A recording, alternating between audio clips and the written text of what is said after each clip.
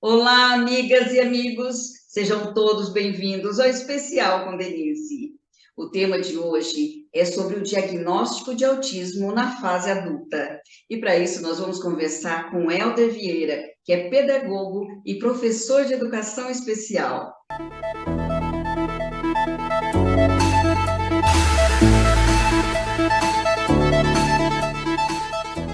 Seja muito bem-vindo, Helder. Muito obrigado, Denise, pelo convite. É um prazer recebê-lo e conversar um pouco com você, saber um pouco da sua história. Você veio aqui compartilhar conosco. Conta pra gente, como foi para você receber esse diagnóstico? Com quantos anos você teve o diagnóstico de autismo, Helder? Até os meus 36 anos, antes de ter o diagnóstico, as pessoas não sabiam ao certo o que se tratava comigo. Eu só sabia que eu tinha um comportamento muito estranho, né, socialmente me comportando, e elas falavam que eu era diferente na forma de falar, na forma de me expressar, na forma de agir, brincar.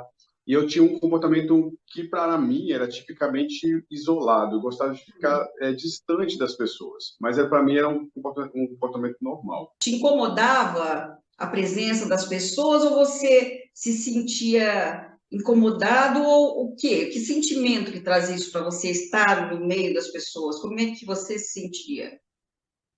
Então, eu gostava de estar junto das pessoas, mas não era um gostar de não querer estar totalmente presente ali junto. Eu tinha uma necessidade de minha também de estar me afastando das pessoas. Até porque o convívio com muitas pessoas gera muito barulho, né? Aquela conversação e coisas assim que eu não conseguia entender e me interagir junto com papos, né? Quando Hum. começava um papo e eu não conseguia me introduzir naquele assunto que as pessoas estavam dialogando. Teve uma época, Helder, você comentou alguma coisa, você chegou a ficar depressivo, foi isso? Sim, foi quando eu cheguei na época da adolescência. Na adolescência foi um pouco mais complicado para mim por conta do que tinha aquelas questões também que estavam a puberdade, mudando as questões hormonais e aquelas gírias que sempre acontece, né, na fase Uhum. de adolescente, e eu não conseguia muito bem me introduzir naquele campo social dos adolescentes. Uhum. E eu me lembro que tinha vários questionamentos que as pessoas falavam assim, você vai ficar com fulano, vai ficar, mas o que é ficar? Porque eu tinha uma dificuldade muito grande em estar inserido em algum grupo de amizade na minha fase da adolescência. E aí que veio a minha primeira questão da depressão. E aí você teve a ajuda da sua mãe. Sim. E aí minha mãe, ela já percebia algo de estranho em mim. Uhum. E no primeiro instante, com o primeiro diagnóstico, eles detectaram a depressão e aquela questão toda de eu não querer estar junto com as pessoas, não, o incômodo com barulho, eles achavam que isso era tudo desencadeado por causa da depressão. Uhum. E essa primeira depressão ela foi tratada e ela não foi totalmente sanada, não foi curada totalmente, porque se tratava de algo além que estava por trás dessa depressão. E aí, quando chegou na fase adulta, quando eu já estava no mercado de trabalho, veio uma outra depressão. Uhum. E foi a partir daí que você teve a ajuda de um médico, né, que fazia um acompanhamento com você, que descobriu o autismo, foi isso? Isso. E aí, foi em 2016 para 2017, eu comecei a fazer. Eu tinha uma amiga minha que ela estava afastada da escola e ela Uhum. me apresentou esse médico meu atual, que é o Dr. Igor. Olha que E bom. sim, e aí eu comecei a fazer o tratamento com ele e de primeiro instante ele quis tratar a questão da depressão e depois para ver as outras questões de comorbidades que estavam adjuntas à depressão.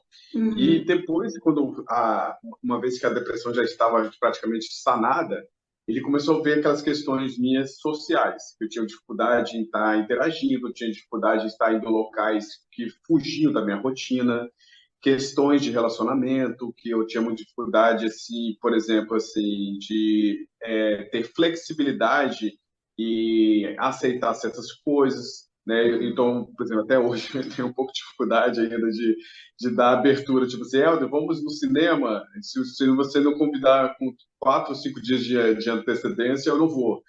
Então, Aham. essas quebras, né, essas flexibilidades todas, ele foi analisando e ele chegou em 2019, adjunto com a minha terapeuta, porque Hum, ele me colocou com a terapia. uhum. Ambos fizeram um laudo, né? E eles chegaram à conclusão de que todas essas questões sintomáticas que eu tinha tratavam-se de algo que estava além da depressão, como realmente eu meio que suspeitava, e ele também, que é Uhum. a questão do transtorno do espectro autista. Poxa, que bom, né? Que bom que descobriu. É um pouquinho tarde, mas que bom que descobriu, né, Helder? Porque você estava sofrendo, né? Você estava passando por Sim, situações que você não entendia, não sabia como lidar, né? Então, sim, isso, até estava comentando há pouco tempo com uma amiga, várias pessoas passam por isso. Inclusive, não é incomum que muitos pais que hoje, com toda essa informação, ficam sabendo, né, do autismo, descobre que o filho ou a filha tem autismo e percebe que ele também tem, ou ela ou a mãe, né? Então, essas informações ajudam muito também, né? Que é o que você também faz, né, Helder? Está sempre aí ativo, sempre participando, está aqui conosco justamente para nos ajudar também a compartilhar essas informações, um pouco da sua história, que isso com certeza vai ajudar muita gente. De repente está se vendo em você, né? E percebendo que passaram ou estão passando por coisas e dificuldades que você passou, né? E que você percebeu. E como é que foi para você depois do diagnóstico? O que mudou? então, após o diagnóstico, primeiramente foi um baque, né? Porque o que a minha informação que eu tinha durante a vida, do que se tratava do espectro autista, eram pessoas que eram totalmente debilitadas e não tinha funcionalidade social. Depois que o médico começou a me explicar, eu fiz pesquisas a fundo, tanto no campo de artigos de científicos médicos e também artigos científicos escolares, eu comecei a perceber que não existia só um grupo-alvo do autismo, né? E sim, existia 3 grandes grupos, né, que a gente chama de suporte 1, suporte 2 e suporte 3. E comecei a estudar um pouco do meu suporte, o qual, assim, não havia muitos relatos, né, e nem artigos científicos baseados nas pessoas que têm transtorno do espectro autista no nível de suporte 1. Hum, E eu comecei a ver que eram poucos artigos, que hum, isso também dificultou também, não só como a mim, para ter o diagnóstico, mas também com outras pessoas, porque são casos pouco estudados. Os casos que as pessoas veem são casos de pessoas que estão no suporte 2 e no suporte 3. E vendo isso, o que, que eu fiz? Eu modifiquei toda a minha vida. E eu fiz olha, um outro concurso público para eu tentar amenizar esse grupo-alvo de pessoas, assim como eu, que não uhum, tiveram a oportunidade de ter o diagnóstico cedo. Então, eu mudei todo o meu campo profissional, eu fiz uma pós em educação especial, e eu fiz concursos para a área de educação especial. Então, eu mudei totalmente minha área nossa, porque eu acredito que se eu demorei muito tempo, imagina outras pessoas que têm um pouco, né, de falta de acessibilidade, porque eu tive o privilégio de conhecer um médico, o qual me diagnosticou, eu conheci amigos que me indicaram, mas eu sei a realidade de muitos que muitos não têm essa acessibilidade para estar chegando ao médico ou sabendo qual o tipo de profissional que pode estar uhum, se encaminhando para fazer esse tipo de diagnóstico, né? uhum. Você, né, teve a sorte e a alegria de ter encontrado esse médico, né, que te deu aí todo esse suporte. E no mercado de trabalho, quais as dificuldades que você vê para ser inserido a pessoa com transtorno do espectro autista no mercado de trabalho? Então, esse é o grande viés do autista, é a grande dificuldade. Porque nós, na condição de autista, a gente tem muita dificuldade de interação social. E um Uhum, dos pré-requisitos que a maioria das empresas pedem hoje em dia é você ser simpático, cordial e tratar bem as pessoas. Não que nós não tratemos, mas nós temos uhum, dificuldade em estar iniciando um tipo de conversa, em estar assimilando o que que a pessoa quer passar para você. Então, assim, eu antes de ser funcionário público, eu tive muita dificuldade em arranjar emprego porque sempre eu ficava na entrevista, praticamente. Porque alguma coisa não passava e eu ficava preso ali. Hum. E visto isso, eu comecei a usar os meus estudos para fazer e tentar concurso público. Porque a entrevista, ela te limita muito, você fica muito ali, só um tempo para a pessoa te avaliar em questões de minutos, né? E o serviço público não, você passa e você vai ser avaliado no decorrer de 3 anos. Então, isso, assim, eu acho que é o grande benéfico que foi para mim, que eu consegui entrar no mercado de trabalho através do serviço público e fiquei muito bom nisso, né? Olha que Diga-se por bom, passagem, parabéns. fiz muitos concursos e tive a oportunidade de escolher os concursos os quais que eu queria estar trabalhando. Mas, assim, a realidade hoje, assim, fora do concurso público, não é uma coisa fácil para a pessoa que está no espectro autista.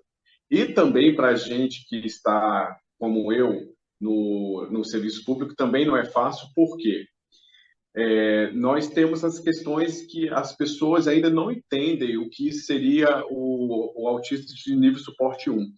E até Uhum. nem as culpo, porque como profissional também da educação, eu desconhecia, né, o que era um autista de nível suporte 1. E as pessoas têm muita dificuldade de saber quais são as nossas restrições, quais são as nossas sensibilidades. E as leis assim, ainda são poucas, né? Não chegam com muita acessibilidade para nos dar o direito para a gente poder se reestruturar na nossa condição de autista.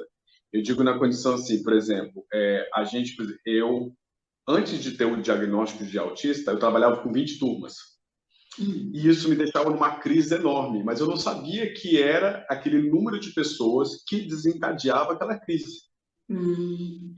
Em consequência, quando eu descobri isso com o diagnóstico, imediatamente eu entrei com um pedido de readaptação funcional, porque era aquilo que me deixava totalmente assim desregulado, né, que a gente chama na questão Uhum. autista, para eu não estar trabalhando de uma forma satisfatória. Mas, assim, as pessoas ainda têm uma dificuldade de estar visualizando isso, que, poxa, mas você consegue dar aula, mas e aí? Você vai ficar, assim, readaptado? Você dá uma aula muito bem, mas é porque às vezes é cansaço e não entende o nível de estresse que a gente pode chegar. Ainda, eu acredito que a grande dificuldade das pessoas para estar tendo essa conscientização de estar visualizando o autista, eu falo por mim, né, do nível de suporte 1 e até o nível de suporte 2, quando ele está querendo se inserir no mercado de trabalho. Então, precisa realmente levar mais informações, né? Compartilhar Sim, mais isso, né? Essas informações com outras pessoas, inclusive, né? Com as empresas, né, Helder? Tá sim. compartilhando com elas, levando essas informações para que elas possam saber também como agir com seus funcionários, né?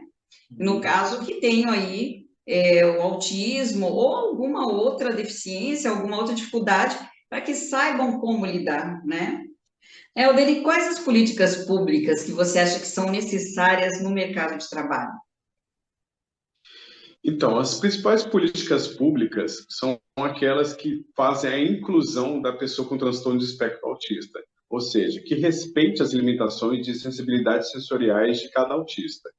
Por exemplo, autistas têm muita sensibilidade com sons, com luminosidade, e precisaria, às vezes, de um local para ele estar se recompondo ou estar se regulando, né, de uma Verdade. forma que ele consiga se restabelecer e voltar à rotina de trabalho. Uhum. Muitas empresas, e também e não só empresas privadas, mas empresas públicas, ainda não têm esse ambiente que a gente chama de ambiente de escape. Uhum.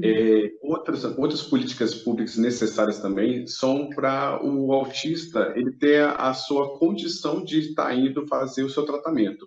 Uhum. Porque a gente sabe que o autismo não é doença e é uma deficiência que temos que estar constantemente indo em fazer terapia, seja terapia ocupacional, psicólogo ou psiquiatra. Isso requer tempo.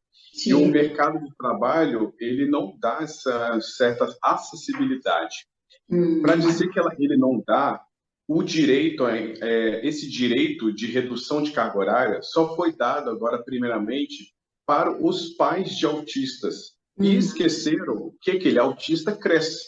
E que ele crescendo e se tornando um autista funcional, ele vai atingir o mercado de trabalho e ele vai continuar ainda fazendo seus tratamentos. Porque, como eu disse anteriormente, ele não é, como não é doença, ele vai ter que continuar fazendo suas terapias até o fim da sua vida. Sim. E então há essa necessidade de implementação de leis que deem acessibilidade ao autista na sua fase adulta, porque esquecem que o autista cresce e ele precisa estar, né, tendo toda essa acessibilidade para estar tendo melhor condição no mercado de trabalho também. Então tem que ter esse olhar, né, para o autista adulto, como você disse. Já para as mães, né, que têm filhos autistas, já é uma luta, tem seus direitos, mas muitas têm que ainda, né, pedir, entrar com pedido aí na justiça e tal para conseguir. E imagino então para o autista adulto, né, que ainda não tem essa lei, essa facilidade, tem que realmente, na verdade, é um direito, né, que ele tem, é o que você falou, ele precisa continuar se cuidando, ele precisa continuar fazendo os tratamentos, as terapias para sempre. Então, é necessário que haja esse olhar, né, Helder? Sim.